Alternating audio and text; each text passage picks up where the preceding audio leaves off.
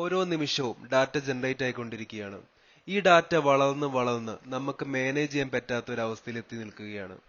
ഇങ്ങനെയുള്ളൊരു അവസ്ഥയിൽ നമ്മളെ ഏറ്റവും അധികം സഹായിക്കുന്ന ഒരു ടൂളിനെ പരിചയപ്പെടുത്താൻ വേണ്ടിയാണ് ഈ വീഡിയോ.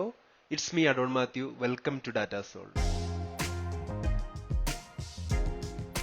ഈ ഒരു വീഡിയോയിലൂടെ പവർബി എന്താണെന്നും അത് എവിടെയൊക്കെ നമുക്ക് ഉപയോഗിക്കാൻ പറ്റുമെന്നും നമ്മൾ പവർബി പഠിക്കുന്നതുകൊണ്ട് എന്തെങ്കിലും നേട്ടമുണ്ടോ എന്നുമാണ് നമ്മൾ ഡിസ്കസ് ചെയ്യാൻ പോകുന്നത്. ഓരോരോ കമ്പനിയും അവരുടെ ഡാറ്റ സ്റ്റോർ ചെയ്യുന്നുണ്ടാവും. പൊതുവെ അത് എക്സൽ ഷീറ്റുകളിലാണ്. അപ്പൊ ഈ ഡാറ്റ ഇരിക്കുന്ന കുറെ റോസിലും കോളംസിലും ഒക്കെ ആയിരിക്കും. അപ്പൊ ആ വലിയ ഡാറ്റ കണ്ട് ആ കമ്പനി ഉടമസ്ഥന് ആ കമ്പനി എങ്ങനെയാണ് പ്രവർത്തിക്കുന്നത് എന്ന് മനസ്സിലാക്കാൻ വളരെയധികം ബുദ്ധിമുട്ടായിരിക്കും.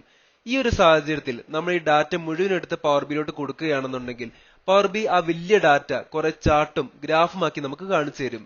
ഒരു ഉദാഹരണത്തിലൂടെ ഞാൻ നിങ്ങൾക്ക് കൂടുതൽ വ്യക്തമാക്കാം. നമുക്കൊരു സൂപ്പർ മാർക്കറ്റിന്റെ കേസ് എടുക്കാം. ഒരു ദിവസം അവിടെ 100 ആൾക്കാർ വരുന്നുണ്ട് എന്ന് കരുതുക. ഒരാൾ ഒരു മിനിമം 3 ഐറ്റംസ് എങ്കിലും മേടിക്കുന്നുണ്ട് എന്നുണ്ടെങ്കിൽ ഒരു ദിവസം അവിടെ നടക്കുന്ന ടോട്ടൽ സെയിൽസ് എന്ന് പറയുന്നത് 300 ഐറ്റംസ് ആയിരിക്കും. അത് ഒരാഴ്ചയാകുമ്പം അത് 300 × 7 2100 ഐറ്റംസ് ആയിരിക്കും. ഒരു മാസം ആകുമ്പം 2100 × 4 8400 ആയിരിക്കും. ഒരു കൊല്ലം ആകുമ്പം 8400 × 12 1,80,000 ആയിരിക്കും. എന്ന് വെച്ചാൽ ഒരു കൊല്ലം അവിടെ നിന്നൊക്കെ ടോട്ടൽ സെയിൽസ് എന്ന് പറയുന്നത് 1,00,000-ൽ പരമാണ്. അപ്പോ ആ സൂപ്പർ മാർക്കറ്റിന്റെ ഓണറിന് ആ വലിയ ഡാറ്റ കണ്ടിട്ട് ആ സൂപ്പർ മാർക്കറ്റ് എങ്ങനെയാണ് പ്രവർത്തിക്കുന്നത് എന്ന് മനസ്സിലാക്കാൻ വളരെയധികം ബുദ്ധിമുട്ടായിരിക്കും.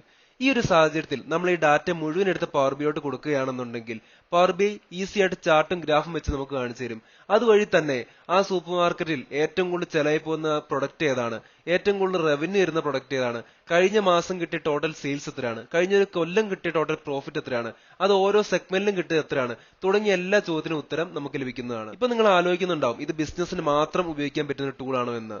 എന്നാൽ എവിടെയൊക്കെ ഡാറ്റ ജനറേറ്റ് ആവുന്നുണ്ടോ അവിടെ മുഴുവൻ പവർബിയുടെ ആപ്ലിക്കേഷൻ ഉണ്ട്. നമ്മുടെ വ്യക്തിപരമായ ജീവിതത്തിൽ പോലും നമുക്ക് പവർബിയുടെ ഒരു ആപ്ലിക്കേഷൻ കണ്ടെത്താൻ പറ്റും.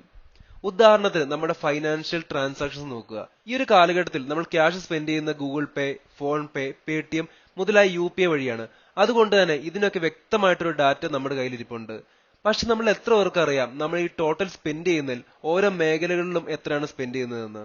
ട്രാവലിംഗിന് താല്പര്യമുള്ളത് ഏറ്റവും കൂടുതൽ ചിലവൊക്കെ ട്രാവലിംഗിനായിരിക്കും. ഷോപ്പിംഗിന് താല്പര്യമുള്ളത് ഏറ്റവും കൂടുതൽ ചിലവൊക്കെ ഷോപ്പിംഗിനായിരിക്കും. എന്നാൽ ഫുഡിന് താല്പര്യമുള്ളത് ഏറ്റവും കൂടുതൽ ചിലവുന്ന ഫുഡിലായിരിക്കും. ഈ ഓരോ സെഗ്മെന്റിലും ചെലവാക്കുന്ന ആൾക്കാരാണ് നമ്മൾ. അതുകൊണ്ട് തന്നെ ഈ എൻറ്റയർ ഡാറ്റ നമ്മളെടുത്ത് പവർബിയിലോട്ട് കൊടുക്കുകയാണെന്നുണ്ടെങ്കിൽ പവർബി നമുക്ക് വ്യക്തമായിട്ട് കാണിച്ചിരും നമ്മൾ ഇന്ന സെഗ്മെന്റിൽ എത്ര ചെലവാക്കി, ഷോപ്പിംഗിന് എത്ര ചെലവാക്കി, ട്രാവലിംഗിന് എത്ര ചെലവാക്കി, കഴിഞ്ഞൊരു കൊല്ലം മൊത്തം നമ്മൾ ഷോപ്പിംഗിന് എത്ര ചെലവാക്കി, കഴിഞ്ഞൊരു മാസം മാത്രം നമ്മൾ ട്രാവലിംഗിന് എത്ര ചെലവാക്കി. ഇപ്പൊ നമുക്ക് ഉണ്ടാകുന്ന അടുത്തൊരു ഡൗട്ട് എന്താണെന്ന് വെച്ചാൽ ഈ പറയുന്ന പ്രോസസ് നമ്മൾ എപ്പോഴും ചെയ്തുകൊണ്ടിരിക്കേണ്ടതെന്ന്.